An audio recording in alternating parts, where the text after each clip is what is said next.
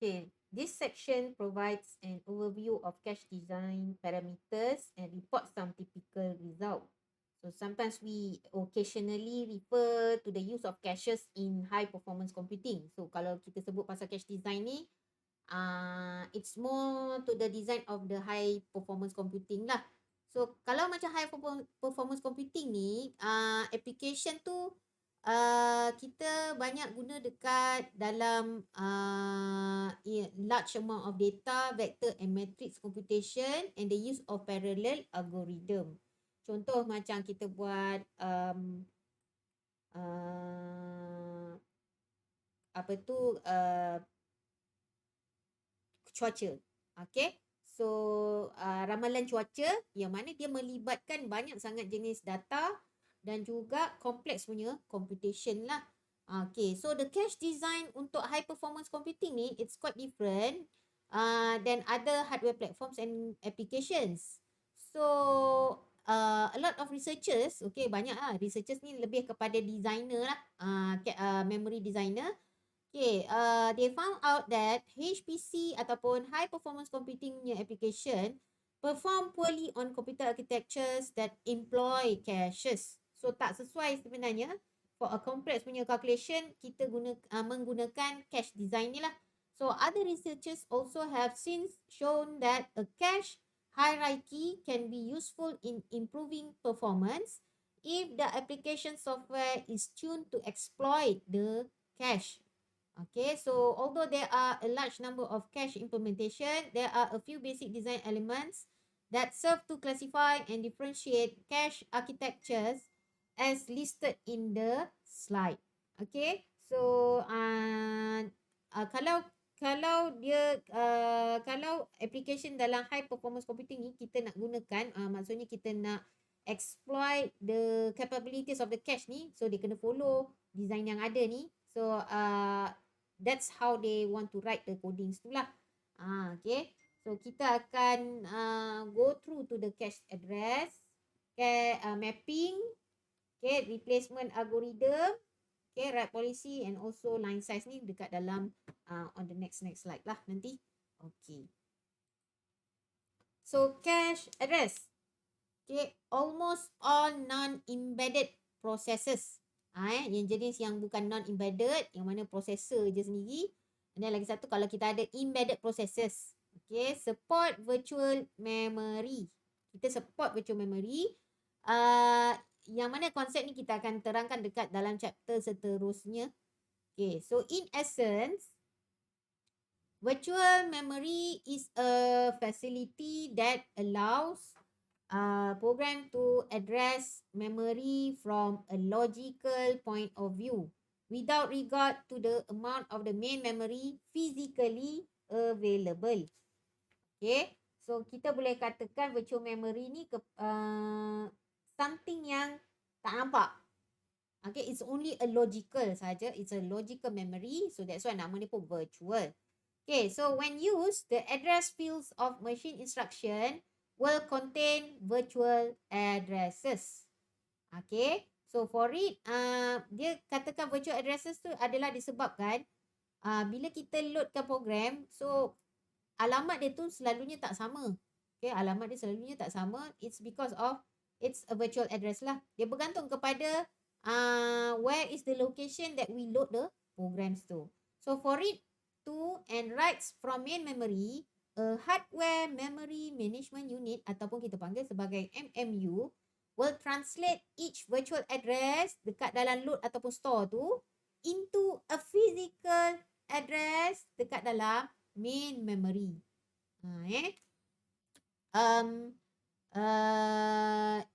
Bermaksud kita perlukan satu lagi extra hardware lah. Maksudnya daripada load ataupun store tu, perlukan satu lagi unit yang akan translate address ni kepada physical address. Okay, so ini adalah organization of when we use virtual address lah. Okay, so bila kita gunakan virtual address, the system designer may choose to place the cache between, kalau katakan between the processor and the MMU ni. Okay. A logical cache ataupun kita panggil sebagai virtual cache. Okay, logical cache ataupun virtual cache. Kita akan simpan, okay, virtual cache ni akan simpan virtual address. Dia akan simpan virtual address. Okay, so the processor access the cache directly. Okay, processor akan access the cache directly. Okay, tanpa lalu MMU ni. Okay, dia tanpa lalu MMU ni. Okay, so a physical cache stores data using the main memory physical address. Okay, so yang ni dia akan simpan MMU ni pula, dia akan cuba capai the physical address yang mana dia cari dekat dalam sinilah, dekat area ni. Okay, dia akan cari physical address dekat dalam main memory. Okay, so one obvious advantage of the logical cache is that cache access speed is faster than for a physical cache because the cache can respond before the MMU performs an address translation. Okay, so bila kita gunakan logical address ni, dia lagi laju sebenarnya disebabkan dia cache ni yang akan respon dulu. Okay, so cache ni lagi laju sebenarnya. So the disadvantage has to do with the fact that most virtual memory system supply each application with the same virtual memory address space. That is, each application sees a virtual memory that starts at address 0. Okay, so bila every time kita run the application tu, contoh macam satu assembly language tu katakan kan, so kita punya memory tu selalu kita start dengan kosong lah. Macam tu. So itu antara dia punya features itu. Jadi bila kita gunakan dua different application, can refer to two different physical address.